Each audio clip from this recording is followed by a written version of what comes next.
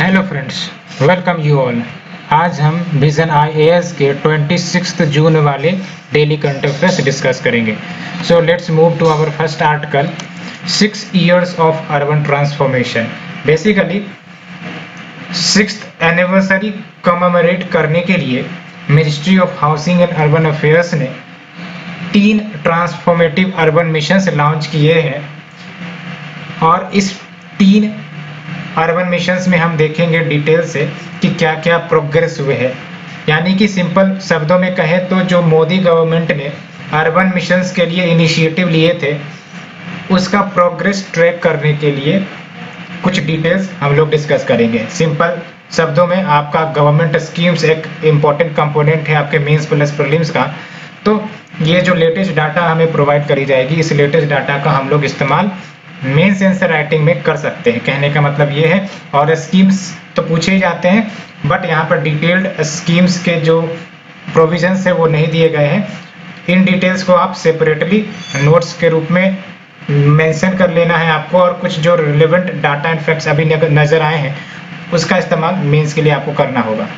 सो ये जो 3 urban transformative missions थे वो आप देख सकते हो, प्रधानमंत्री आवास योजना urban, Atal mission for urban rejuvenation and urban transformation that is your AMRUT scheme, and smart cities mission. आप तीनों स्कीम्स के बारे में नाम जरूर सुने होंगे और हम इनके प्रोग्रेस को ट्रैक करेंगे, क्योंकि जो आपका करंट डाटा है वो अपडेटेड होने चाहिए मेंस आंसर राइटिंग के लिए, तो ये और ज़्यादा अच्छी बात होगी।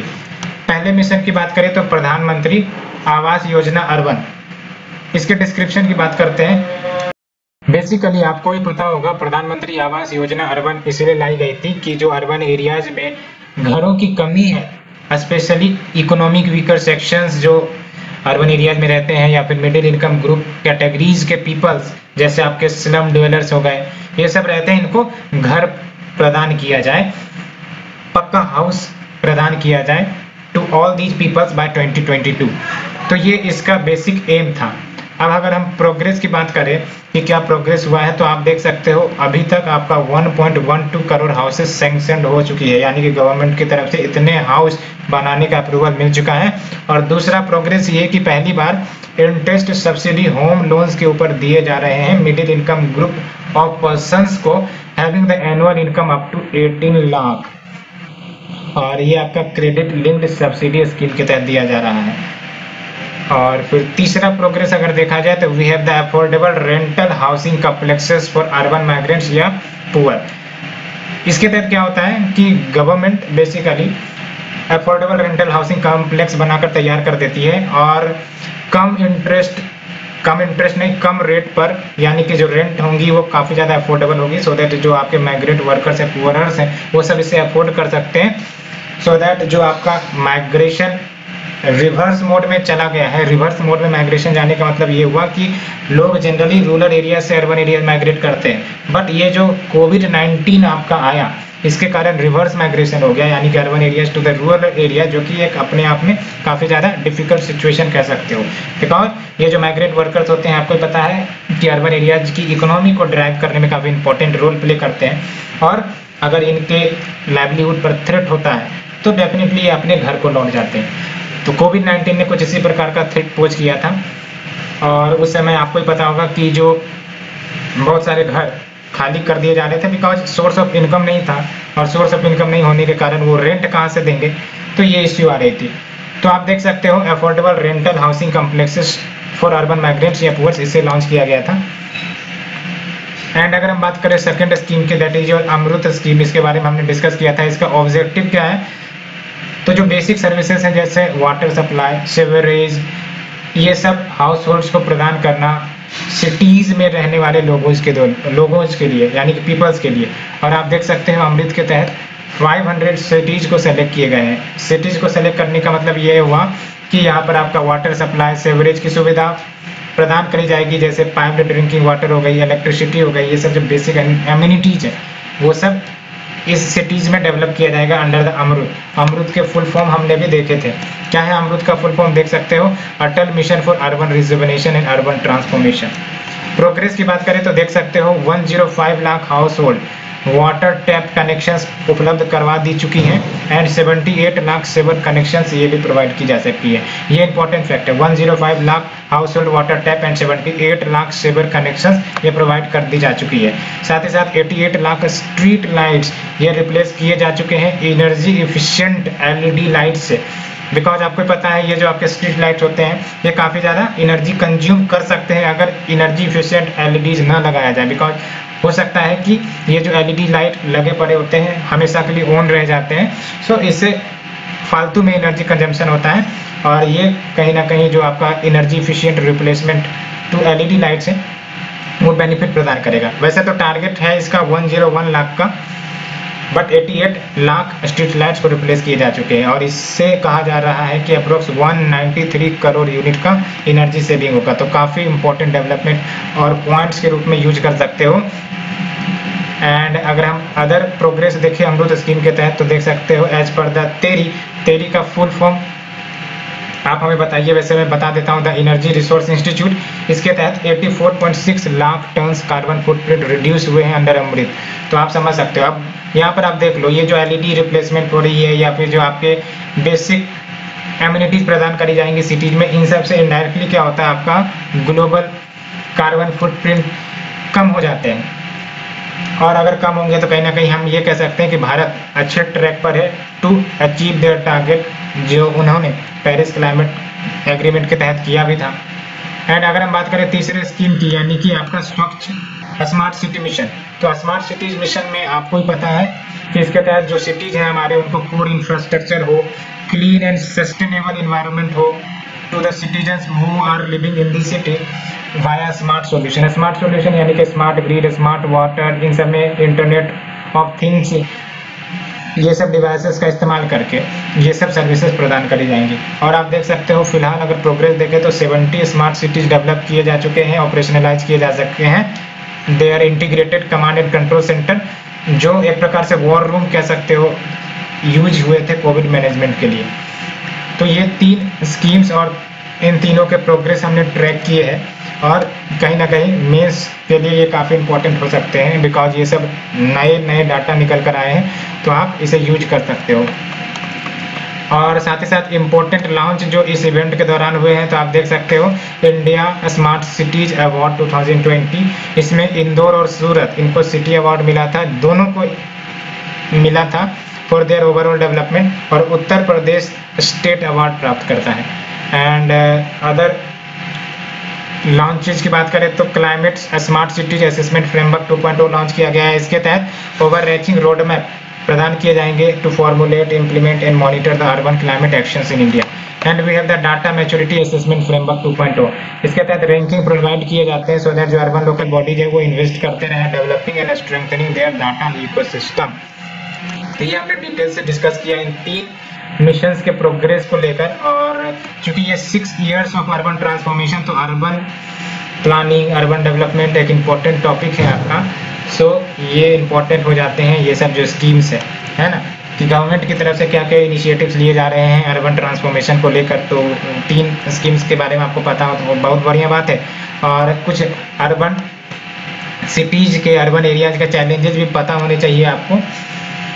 और बस प्रीलिम्स के लिए आपको ये स्कीम्स पते होने चाहिए जो अमृत स्कीम्स है, उनके बेसिक बैकग्राउंड पता हो, है ना।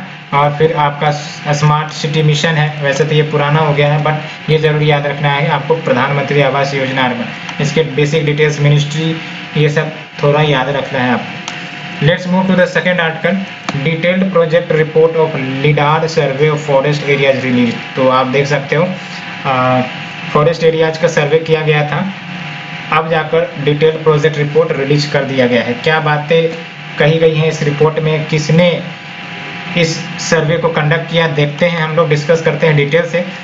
तो basically ministry of environment, forest and climate change ने ये आपका सर्वे कंडक्ट करवाया था और कह सकते हैं कि it is a first of its kind and unique experiment because यहाँ पर आपका लिडार टेक्नोलॉजी का इस्तेमाल किया गया।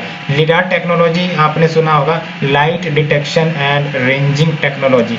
और क्या ऑब्जेक्टिव है इसका, बेसिकली टू इंश्योर कि जो एनिमल्स हैं वो इन सर्च ऑफ वाटर ये दूसरे लोकेशन पर ना चले जाएं और दूसरे लोकेशन पर जाने का इनका इरादा ऐसा नहीं होता कि मन कर गया चले गए। कुछ फूड स्कार्सिटी, वाटर स्कार्सिटी होने के कारण ये अपने नेचुरल हैबिटेट से निकलकर दूसरे जगह चले जाते हैं। फॉर एग्जांपल ह्यूमन रीजन में पहुंच जाते हैं, जिसके कारण आपका ह्यूमन एनिमल कन्फ्लिक्ट होता है। सो इन्हीं को मिनिमाइज करने के लिए आपका ये सर्वे, डिटेल्ड सर्वे किया गया, लिडार सर्वे आप कह सकते हो। For example soil and water conservation structures जैसे पर्कुलेशन टैंक, फील्ड बंड, फार्म पॉन्ड, ये सब बनाए जाएंगे उनके नेचुरल हैबिटेट में, सो दैट जो रेन वाटर, अभी मॉनसून का सीजन चल रहा है और अगर ये अभी तैयार कर दिए जाते हैं तो rain water in ponds, lakes में आपका एक्यूमुलेट होगा और अल्टीमेटली जो नेचुरल हैबिटेट है इन ऑर्गेनिज्म का, वो दूसरे हैबिटेट में जाने से बचेंगे और अल्टीमेटली ह्यूमन एनिमल कन्फ्लिक्ट भी कम होगा। एंड साथ ही साथ ये सब जो आपके कंजर्वेशन स्ट्रक्चर्स बनाए जाएंगे, ये ग्राउंड वाटर रिचार्ज में भी मदद करेगा। एंड ये जो प्रोजेक्ट है इसे अवार्ड किया गया है, किसे दिया गया है इस प्रोजेक्ट को, तो वापकोस बेसिकली PSU है, यानी कि public sector undertaking which comes under Jal Shakti ministry. And ये ridge to valley approach follow करेगा। रिज टू वैली अप्रोच की अगर हम बात करें तो इसमें वाटर कंजर्वेशन किया जाता है starting at ridge. Starting at ridge मतलब जैसे जहाँ से आपका रिवर वाटर है जो सोर्स के रूप में निकल रहा है उसको आप रिज कह सकते हो, वहाँ से आपका कंजर्वेशन एफर्ट शुरू होगा एंड रिड्यूस किए जाएंगे to a considerable extent surface run off को भी एंड वेलोसिटी ऑफ वाटर को भी। अब दोनों को अगर कम किया जाएगा तो डेफिनेटली वाटर कंजर्वेशन तो हो जाएंगे। एंड फिर देख सकते हो आप कंपा फंड, इसे यूटिलाइज किया जाएगा इम्प्लीमेंटेशन ऑफ दिस प्रोजेक्ट। और अगर हम बात करें लिडार की, तो लिडार आपको ही पता है जो अभी यूज किया गया है to conduct the survey, so that पता लगाया जा सके कहाँ पर वाटर की अवेलेबिलिटी है, कहाँ पर नहीं है, और कहाँ पर जहाँ पर उपलब्ध नहीं है तो वहाँ पर ये सब सर्विसेज जो है प्रोवाइड करी जाए, so that human animal conflict कम हो सके, जो आपके ऑर्गेनिज्म है वो अपने हैबिटेट एरिया से बाहर ना आए, सो दैट जो कन्फ्लिक्ट है वो कम हो सके। तो लिडार की अगर हम बात करें तो ये आपका रिमोट सेंसिंग मेथड हुआ। रिमोट सेंसिंग मतलब एरिया को, लोकेशन को सेंस कर लेता है। इसमें आपका लाइट का इस्तेमाल किया जाता है in the form of pulse laser, नाम से पता चलता है लिडार लाइट, तो इसमें light in the form of pulse laser याद रखना है। इसे इस्तेमाल किया जाता है to measure ranges that is the variable distances to the earth. And इसमें आपका लेजर होता है, स्कैनर होता है, स्पेशलाइज्ड जीपीएस होता है। 3 कंपोनेंट इसमें जरूर होते हैं लिडार टेक्नोलॉजी में, laser, scanner and specialised GPS receiver. Application different and varied है। ओशियोनोग्राफी में यूज होते हैं, एग्रीकल्चर, जियोलॉजी एंड आर्कियोलॉजी। और 2 प्रकार के लिडार टेक्नोलॉजी हैं, एक तो टोपोग्राफी एक आपका नियर इंफ्रारेड लेजर का इस्तेमाल करता है to map the land, and दूसरा है आपका बैथीमेट्रिक जो वाटर पेनिट्रेटिंग ग्रीन लाइट का इस्तेमाल करता है to measure the sea floor and river bed elevation. तो ये हमने डिस्कस किया डिटेल से इस सर्वे के बारे में, और साथ ही साथ इसके आउटकम क्या हैं और क्यों ये किया गया है, और कैसे हम ह्यूमन एनिमल कन्फ्लिक्ट को रोक सकते हैं by providing the services required by these organism to their natural habitat itself, और उसके लिए डिटेल सर्वे भी जरूरी है। सो प्रीलिम्स के लिए आपको लिडार टेक्नोलॉजी पता होनी चाहिए, है ना। लिडार टेक्नोलॉजी क्या है और बेसिकली इसके एप्लीकेशन क्या है, और याद रखना है pulsed laser, light in the form of pulse laser, ये याद रखना है। साथ ही साथ इसके जो 2 टाइप्स है, एक तो आपका टोपोग्राफिक, बैथोमेट्रिक, ये आपको पता होने चाहिए। और ये आपका रिज टू वैली अप्रोच क्या है, इसके बारे में बेसिक अंडरस्टैंडिंग होनी चाहिए। और वेबकोज, बस इतना याद रखना है कि वेबकोज आपका पब्लिक सेक्टर अंडरटेकिंग है। So let's move to the third article. NITI Aayog convenes National Convention on Prevention of Material, Adolescent and Childhood Obesity. आपको ही पता है जो ओबेसिटी है चाइल्ड में, एडोलेसेंट में कहीं ना कहीं बढ़ते हुए दिख रही है। तो ऐसे में कहीं ना कहीं गवर्नमेंट ऑफ इंडिया या फिर स्टेट्स, उनको कंसर्न है कि इसके कारण बच्चों को या फिर एडोलेसेंट जो है उनको आगे चलकर दिक्कतों का सामना करना पड़ सकता है ना। सो क्यों ना अभी से ही ठीक किया जाए ऐसे इश्यूज़ को, because there should be healthy child होंगे तभी हेल्दी माइंड होगा, और जो भी वो वर्क करेंगे, स्टडी हो या फिर अपने इंटरेस्टिंग वर्क्स हो इनके, उनमें भी इनको एंजॉयमेंट मिलेगी। So there is for better healthy physical body होनी चाहिए रेदर एन ओबीज एडल्ट। और अगर हम बात करें ओबीज एडल्ट की, तो देख सकते हो इसके टाइप कितने हैं। तो ओबीज एडल्ट में आपका सीवियरली ओबीज एडल्ट हो जाते हैं, मॉडरेटली ओबीज एडल्ट हो जाते हैं, ये सब है। तो अगर हम बात करें डिटेल से, तो ये जो एम है इस कंसल्टेशन का वो basically policy banana, so that कैसे ओवरवेट और obesity in children, adolescent, women में कम किया जा सके। नीति आयोग ने डिस्क्राइब किया है ओबेसिटी को एज ए साइलेंट एपिडेमिक, ये इंपॉर्टेंट बात है, obesity as a silent epidemic. और आप देख सकते हो वास्ट मेजोरिटी ऑफ ओवरवेट या फिर ओबीज चिल्ड्रेन ये डेवलपिंग कंट्रीज में रहते हैं, जबकि रेट ऑफ इंक्रीज आप देख सकते हो more than 30% higher than the developed countries. ये इंपॉर्टेंट बात है, डेवलप्ड कंट्रीज की तुलना में डेवलपिंग कंट्रीज में जो ओबेसिटी रेट है वो 30% हाइयर है। और फिर आप देख सकते हो रिस्क फैक्टर फॉर ओबेसिटी, अगर कोई पर्सन एडोलेसेंट या फिर चाइल्ड ओबेसिटी से गुजर रहा है, फेस कर रहा है, तो आखिर वो क्या कारण है जिसके कारण ओबेसिटी देखने को मिलता है। तो कहा जाता है अनहेल्दी फूड। पता चला कि ये जो आपके फास्ट फूड्स हैं ये सब आपका अनहेल्दी होते हैं और ये ओबेसिटी को बढ़ाने में काफ़ी ज़्यादा कंट्रीब्यूट करते हैं ना। तो अनहेल्दी फूड इन्वायरमेंट, चाहे वो एसेसिबिलिटी हो, आसानी से उनको मिल जाता है, या फिर आप कह सकते हो कि डिजायरेबिलिटी, इच्छा कर गई खाने की, अफोर्डेबिलिटी ऑफ हेल्दी फूड, सस्ते में मिल जाते हैं, है ना, सस्ते में मिल जाते हैं इसलिए अनहेल्दी भी है। Inadequate physical activity and sedentary lifestyle, sedentary lifestyle यानी कि घर बैठे मोबाइल चलाना दिन भर, no physical workout, no physical activity, तो इसके कारण ओबेसिटी बढ़ती है। बिकॉज आपका जो शरीर बना है वो बेसिकली फिजिकल वर्क के लिए बना है। फिजिकल वर्क जब तक नहीं होंगे आपका शरीर मजबूत नहीं होगा, ये आपने भी महसूस किया होगा लॉकडाउन के समय में। एंड इनएडिक्वेट ब्रेस्ट फीडिंग प्रैक्टिसेस, ये भी वन ऑफ द कारण है। Parental obesity, maternal under nutrition, ये सब कुछ फैक्टर है। ओबेसिटी की अगर हम बात करें तो ओबेसिटी आपका एबनॉर्मल या फिर एक्सेसिव फैट एक्युमुलेशन है ना, यानी कि फैट जो है एक्सेसिव एक्युमुलेट हो जाते हैं जो हेल्थ रिस्क पोज करते हैं। और आप देख सकते हो body mass index more than 25 उसको ओवरवेट कहा जाएगा, और अगर BMI मोर देन 30 है तो ओबीज कहा जाएगा। और फिर आप देख सकते हो कैसे आपका viscous cycle of childhood obesity चलते रहता है। फॉर एग्जांपल ये आपका हेल्दी चाइल्ड है ना, अब देख सकते हो ये जो आपका सेडेंटरी लाइफ है इसमें क्या होते हैं कि वीडियो गेम्स खेल रहे हैं, है ना, फूड इनटेक काफ़ी ज़्यादा हाई कर रहे हैं, या फिर जो फास्ट फूड है वो काफ़ी ज़्यादा हाई कर रहे हैं, है ना, दिन भर पढ़ते रहना, all time study, no other action, ये सब क्या होते हैं ओबेसिटी को बढ़ाते हैं। उसके बाद ओबेसिटी जैसे बढ़नी शुरू हुई हेल्दी चाइल्ड में, जो चाइल्ड है वो मिडिल या माइल्डली ओबीज चाइल्ड में ट्रांसफर हो जाते हैं। उसके बाद यहाँ पर क्या हुआ, लोगों को चलने फिरने में परेशानी होती है। 2-4 सीढ़ी चढ़ेंगे लगेगा कि भाई साहब थक गए हैं, या फिर 2-4 वॉक कर दिया तो लगेगा कि थक गए हैं, तो इस प्रकार की फीलिंग आती है। और उसके बाद देख सकते हो धीरे धीरे शरीर फैट होने लगता है, मॉडरेटली ओबीज चाइल्ड। उसके बाद देख सकते हो एक्सरसाइज करना भी अनकंफर्टेबल हो जाता है, पेनफुल हो जाता है। एंड उसके बाद सीवियरली ओबीज चाइल्ड, तो और सारे काम करना डिफिकल्ट हो जाते हैं। तो ये सब हमने देखा। और फिर देख सकते हो उसके बाद तो और भी ज़्यादा एक्सट्रीमली कह सकते हो asthma, diabetes, muco skeletal disease, ये सब आपके बढ़ने लगते हैं, जिसके कारण एक्सरसाइज करना मुश्किल हो जाता है। And depression and low steam ये सब आने लगते हैं। तो ये हमने डिस्कशन किया डिटेल से। अब देख सकते हो इंडिया की commitment towards reducing obesity, obesity को कम करने के लिए क्या भारत स्टेप ले रहा है। तो सबसे पहली बात तो ग्लोबल न्यूट्रिशन टारगेट, इसमें बेसिकली कहा गया है कि जो चाइल्डहुड है उसमें ओबेसिटी को बढ़ाने से रोकना है बाय 2025। बेस ईयर रखा गया है 2005-6, याद रखना है। तो ग्लोबल न्यूट्रिशन टारगेट ये वर्ल्ड हेल्थ असेंबली का है, जिसमें ये वादा किया गया है no increase in childhood overweight by 2025। And फिर अदर स्टेप्स देख लो तो सस्टेनेबल डेवलपमेंट गोल 2.2, इसमें all form of malnutrition by 2030। And even जो आपका ओबेसिटी है ये माल न्यूट्रिशन ही है। माल न्यूट्रिशन मतलब लैक भी होता है, एक्सेसिव भी होता है। और अगर हम बात करें इंडिया का एक्शन टुवर्ड्स रिड्यूसिंग ओबेसिटी, तो देख सकते हो FSSAI यानी फूड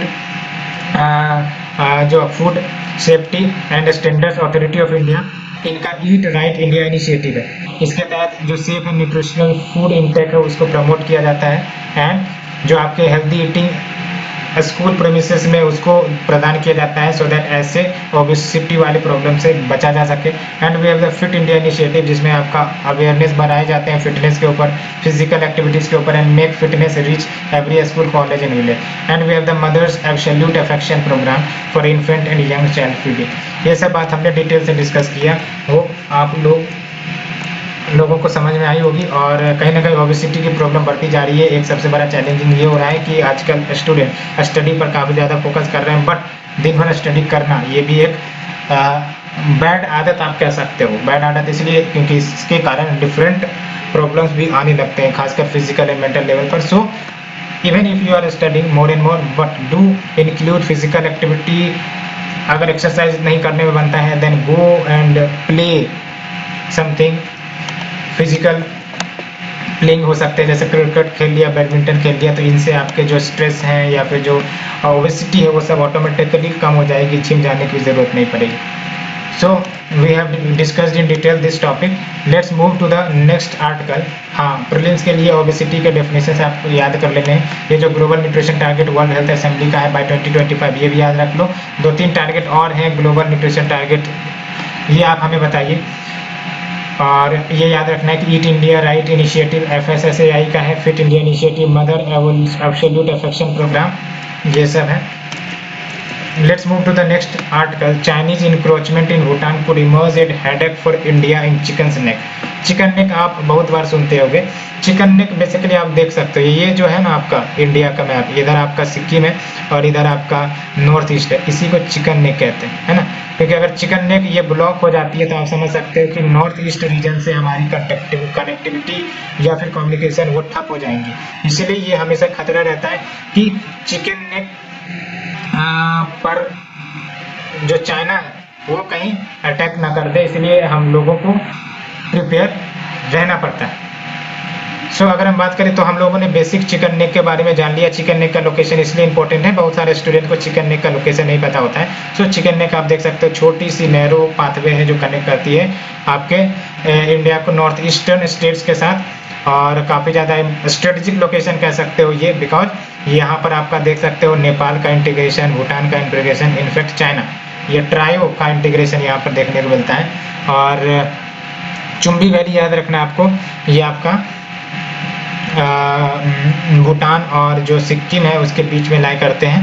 और फिर देख सकते हो ये जो आपका चाइना इधर हो गया, आपका भूटान इधर हो गया, और इंडिया तो है इधर, नेपाल इधर हो गया।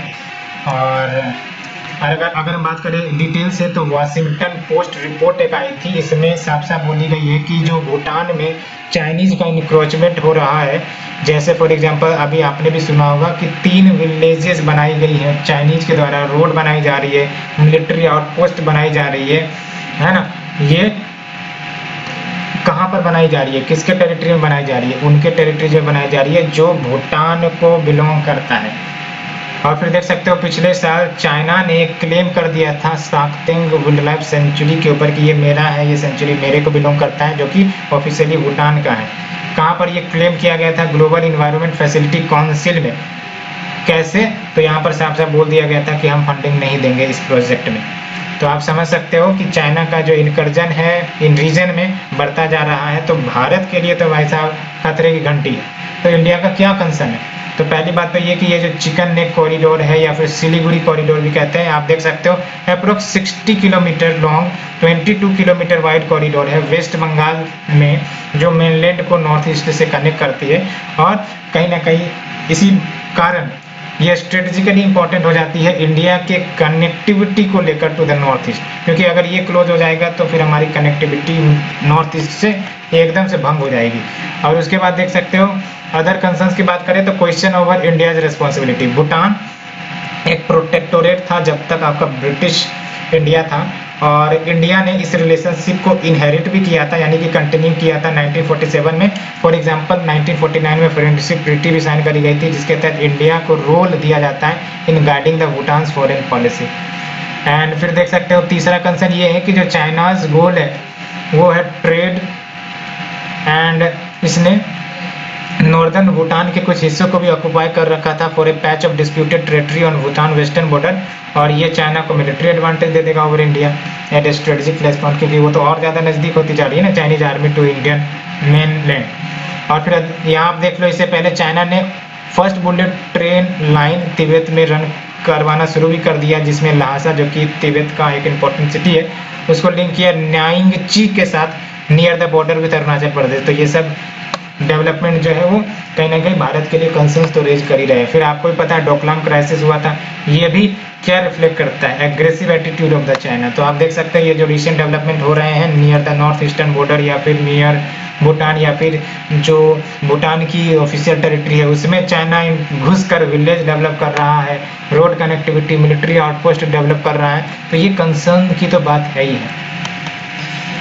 तो हमने मैप डिस्कस कर लिया, थोड़ा सा ये आप देख लो कि भूटान के साथ बॉर्डरिंग कंट्रीज कौन कौन से, एक तो आपका इंडिया है, चाइना है, और फिर याद रखना है नेपाल भूटान के साथ बॉर्डर शेयर नहीं करता है बिकॉज बीच में सिक्किम आ जाता है। और फिर आपको क्या याद रखना है कि भूटान के साथ हमारे कौन कौन से स्टेट बॉर्डर शेयर करते हैं, ये याद रखना है प्रीलिम्स के लिए। And let's move to the next article. Tap water increases 4-fold from 7% to 31% in 117 aspirational district. आपको पता है एस्पिरेशनल डिस्ट्रिक्ट का कंसेप्ट लाया गया था जिसके तहत जो बैकवर्ड डिस्ट्रिक्ट है जिनको बेसिक एम्यूनिटीज तक अभी नहीं मिल पाई है उनको जल्दी से तेजी से स्पीडली ये बेसिक एम्यूनिटी लाइक सैनिटेशन या फिर ड्रिंकिंग वाटर, इलेक्ट्रिसिटी ये सब प्रदान किया जाए सो दैट ये भी उन डिस्ट्रिक्ट का हिस्सा बने जो नॉर्मल लेवल पर ग्रो कर रहे हैं। और एक पॉजिटिव इम्पैक्ट ये आया है इस इनिशिएटिव का कि जो आपका टैप वाटर कनेक्शन है वो 4-fold हो गई है। 7% पहले हुआ करती थी, अब बढ़कर 31% हो गई है। और ये बेसिकली आया है आपका अप्रेजल रिपोर्ट जो रिलीज करी गई यूनाइटेड नेशन डेवलपमेंट प्रोग्राम के द्वारा। इसने हाईलाइट किया है कि जो 84 लाख हाउस होल्ड है फ्रॉम एस्पिरेशनल डिस्ट्रिक्ट प्रोग्राम, इनको टैप वाटर कनेक्शन पिछले 22 महीनों में मिल चुकी है अंडर द जल जीवन मिशन जो अभी चलाई जा रही है। जल जीवन मिशन में आपको पता है पाइप ड्रिंकिंग वाटर। और ये जो रिपोर्ट है इसने तारीफ भी की है एस्पिरेशनल डिस्ट्रिक्ट प्रोग्राम को बिकॉज कहा गया है कि ये सक्सेसफुल मॉडल कह सकते हो लोकल एरिया डेवलपमेंट के लिए फॉर द कंट्री जहाँ पर regional developmental disparities persist. Regional developmental disparities यानी कि जैसे कि एक डिस्ट्रिक्ट है वो खूब ज़्यादा डेवलप है, दूसरा डिस्ट्रिक्ट बिल्कुल भी डेवलप नहीं है, तो ये हो गया आपका रीजनल डिस्पैरिटीज। तो रीजनल डिस्पैरिटीज को कर्व करने के लिए कहीं ना कहीं हमें आपके रीजनल लेवल पर प्रोग्राम्स लॉन्च करने पड़ते हैं। For example aspirational district programme एक गुड कंसेप्ट है जहाँ पर हम इन डिस्ट्रिक्ट पर ही फोकस करते हैं, ज़्यादा फोकस करते हैं सर्विसेज प्रदान करने के लिए। और ये जो एस्पिरेशनल डिस्ट्रिक्ट प्रोग्राम है 2018 में लाई गई थी, नीति आयोग के द्वारा लॉन्च करी गई थी। याद रखना है aspirational district programme 2018 NITI Aayog, so that जो लिविंग स्टैंडर्ड्स है सिटीजन के वो आर लिविंग इन 117 डिस्ट्रिक्ट। और यहाँ पर जो various human development index parameters है वो सब की कमी चल रही है, उन सबको रेज करना है, इम्प्रूव करना है। और एस्पिरेशनल डिस्ट्रिक्ट प्रोग्राम ये 5 आइडेंटिफाइड थीम एरियाज पर फोकस करता है। किस किस पर? हेल्थ एंड न्यूट्रिशन पर फोकस करता है, education, agriculture and water resources, financial inclusion and skill development and basic infrastructure. तो इन 5 फोकस एरियाज पर वर्क करता है आपका एडीपी। और अगर हम बात करें जल जीवन मिशन 2019 की जिसका न्यूज आपने अभी पढ़ा कि 4 टाइम्स हो गए हैं आपका एस्पिरेशनल डिस्ट्रिक्ट में, ये आपका 55 litre of water per person per day याद रखना है एवरी रूरल हाउस होल्ड को देना होगा, यानी कि हर घर नल से जल। और ये वाटर प्रदान करी जाएंगी functional household tap connection प्रदान करके बाय 2024। तो क्या याद रखना है 50 litre of water per person per day to every rural household via functional household tap connection by 2024। 2024 याद रखना है, 2025 नहीं है। एंड जब ये मिशन स्टार्ट हुआ था तो आप देख सकते हो ओनली 17% हाउस होल्ड के पास टैप वाटर सप्लाई थे। और कोविड-19 पेंडेमिक जब चल रहा था तो आप देख सकते हो 4,36,00,000 हाउस होल्ड को पाइप्ड कनेक्शन प्रदान करे गए हैं। एक प्रकार से आप कह सकते हो कि 23% इंक्रीज हुआ। गोवा, तेलंगाना, अंडमान एंड निकोबार आइलैंड, पुडुचेरी इन्होंने तो 100% house hold connection rural areas में हासिल कर लिए हैं और ये हर घर जल बन गए, यानी कि अब हर घर जल अवेलेबल है गोवा में, तेलंगाना में, अंडमान एंड निकोबार आइलैंड, पुडुचेरी में। याद रखना है आपको गोवा, तेलंगाना, अंडमान एंड निकोबार एंड पुडुचेरी, ये याद रखना है आपको। सो ये हमने डिटेल से डिस्कस किया आपके जल जीवन मिशन के बारे में, या फिर ये जो आपका एस्पिरेशनल डिस्ट्रिक्ट प्रोग्राम है नीति आयोग का, इसके बारे में, और ये क्वेश्चन के रूप में आ सकते हैं। Let's move to the shorter news. Class action suit, क्या है ये क्लास एक्शन स्वीट? तो बेसिकली आपको ही पता है साइक्लोन ताउते जब आई थी, हाल फिलहाल का ये साइक्लोन है, आपने भी सुना होगा, जो वेस्टर्न रीजन यानी कि अरेबियन सी में ये साइक्लोन बना था और महाराष्ट्र को हिट किया था। तो ये जो ONGC का बैरेज वेसल है ऑफ द बॉम्बे हाई, इसको भी ये प्रभावित किया था जिसके कारण डेथ एंड डिस्ट्रक्शन देखने को मिली। और अब देख सकते हो इफेक्टिव क्लास एक्शन सूट ये हाईलाइट करी गई थी। अगर हम बात करें क्लास एक्शन तो इसको कहा जाता है रिप्रेजेंटेटिव एक्शन भी, और ये लॉ सूट कह सकते हो जहाँ पर large group of people collectively brings ए काम टू द कोर्ट, और ये जनरली फाइल किए जाते हैं when a number of people have suffered the same और सिमिलर इंजरी। नाम से पता चला क्लास एक्शन सूट, जो एक ग्रुप ऑफ पीपल जो कॉमन इश्यू फेस किए होंगे वो सूट जब फाइल करते हैं कोर्ट में तब हम कहते हैं क्लास एक्शन सूट, है ना। और ये जनरली फाइल किए जाते हैं when a number of people suffer the same और सिमिलर इंजरीज। और आप देख लो legal provision for filing class action suit, ये आपका civil procedure code, companies act, competition act, consumer protection act के तहत भी दिया गया है। Let's move to the next one. Financial Action Task Force decided to retain Pakistan on grey list till the next performance. आप भी सुनते रहते होंगे कि FATF जो है बार बार पाकिस्तान को ग्रे लिस्ट में डालते रहता है जब जब आपका रिव्यू मीटिंग ऑफ FATF होता है। हालांकि बात ये चलती है कि इसको ब्लैक लिस्ट में डाल दिया जाए, बट अभी वो नहीं है, तो इसलिए FATF आपका न्यूज में है। ये इंटर गवर्नमेंटल बॉडी है, 1989 में इसे एस्टेब्लिश किया गया था जब आपका G7 समिट पेरिस में हुआ था, तब इसे एस्टेब्लिश किया गया था as a watchdog of global money laundering and terrorist financing, है ना, कि ये आपका वॉचडॉग के रूप में काम करेगा to prevent global money laundering and terrorist financing. याद रखना है 1989 G7 समिट इन पेरिस। तो अगर क्वेश्चन आता है कि it was established with the initiative of G20 तो गलत हो जाएगा, G7 इनिशिएटिव के तहत आपका इसे लॉन्च किया गया था। सिग्निफिकेंस ये है कि ये जो आपका ग्रे लिस्ट में पाकिस्तान को कंटिन्यू रखा गया है, इसका मतलब ये होगा कि ये जो है फाइनेंसेस एसेस करने में डिफिकल्टी फेस करेगी in the form of investment and aid from international bodies. And we have the next one, इत्तात-ए-द्वार। ये इत्तात-ए-द्वार basically e filing portal of income tax appellate tribunal है, मिनिस्ट्री ऑफ लॉ के द्वारा launch किया गया है। बस इतना याद रख सकते हो। वैसे इत्तात-ए-द्वार e filing portal of income tax appellate tribunal launch by ministry of law, और ये आपका लार्जर नैरेटिव ऑफ ट्रांसफॉर्मेशन कह सकते हो that is going via digital medium. आपको पता है ये सब जो एडॉप्ट किए जा रहे हैं डिजिटल मोड जो भारत में है उसको बढ़ावा देने के लिए। इससे बेनिफिट क्या होंगी, तो एसेसिबिलिटी, अकाउंटेबिलिटी, ट्रांसपेरेंसी बढ़ोगी, इसमें बढ़ोतरी होगी in the day to day working of the IT/AT and result in economization of the use of paper, saving in cost, rationalization of fixation of cases leading to quicker disposal of case. ये सब benefits होंगे basically. And we have the biotech Kisan extended to north east, है ना। तो biotech किसान north east region में भी extend कर दिया गया है। क्या है ये बायोटेक किसान, तो बेसिकली डिपार्टमेंट ऑफ बायोटेक्नोलॉजी के अंतर्गत बायोटेक कृषि इनोवेशन साइंस एप्लीकेशन नेटवर्क, जिसको आप कहते हैं किसान शॉर्ट फॉर्म में, बायोटेक कृषि इनोवेशन साइंस एप्लीकेशन नेटवर्क, ये साइंटिस्ट फार्मर पार्टनरशिप स्कीम कह सकते हो। इसे 2017 में लॉन्च किया गया था। इसके तहत अब तक 146 बायोटेक किसान हब्स एस्टेब्लिश कर लिए गए हैं जो लगभग 15 एग्रो क्लाइमेटिक जोन्स को कवर करते हैं एंड अप्रोक्स 110 एस्पिरेशनल डिस्ट्रिक्ट आ जाते हैं इसमें। Significance of this scheme extension in NER क्या होगा, तो देख सकते हो आप NER यानी कि north eastern region predominantly agrarian है, बिकॉज यहाँ पर आप देख लो 70% ऑफ वर्कफोर्स एग्रीकल्चर में इंगेज्ड है and allied sector for the livelihood. And ये जो रीजन है अप्रोक्स प्रोड्यूस करती है 1.5% of the country's food grain, जो कि काफ़ी कम है, and continues to be net importer of food grains even for domestic consumption.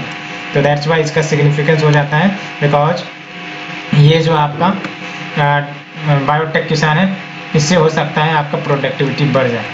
Let's move to the next one, Ramgarh Vishdhari wild life sanctuary important है। राजस्थान इनको 4th टाइगर रिजर्व मिलेगा after Ramgarh Vishdhari wild life sanctuary in Bundi received a note from national tiger conservation authority. याद रखना है ये जो Ramgarh Vishdhari wild life sanctuary है इन्हीं को टाइगर रिजर्व का स्टेटस मिलेगा, और इस स्टेटस को प्राप्त करने के बाद राजस्थान के पास टोटल 4 टाइगर रिजर्व हो जाएंगे।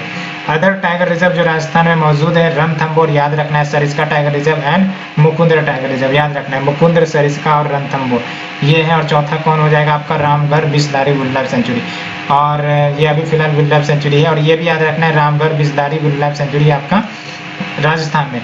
और टोटल टाइगर रिजर्व की बात करेंगे तो ये आपका 52nd टाइगर रिजर्व होगा इंडिया का। और जो सेंचुरी है यानी कि Ramgarh Vishdhari wild life sanctuary, यहाँ पर आपको लिपोर्ट मिल जाते हैं sambar, chital, wild boar, smaller cats, caracals, chinkaras and nilgai ये सब मिल जाते हैं। और let's move to the last one, INS Vikrant first indigenous aircraft carrier. तो देख सकते हो इंडिया का जो पहला इंडिजीनियस एयरक्राफ्ट कैरियर है दैट इज INS विक्रांत, ये 2022 में कमीशन कर दी जाएंगी, यानी कि इंक्लूड किया जाएगा।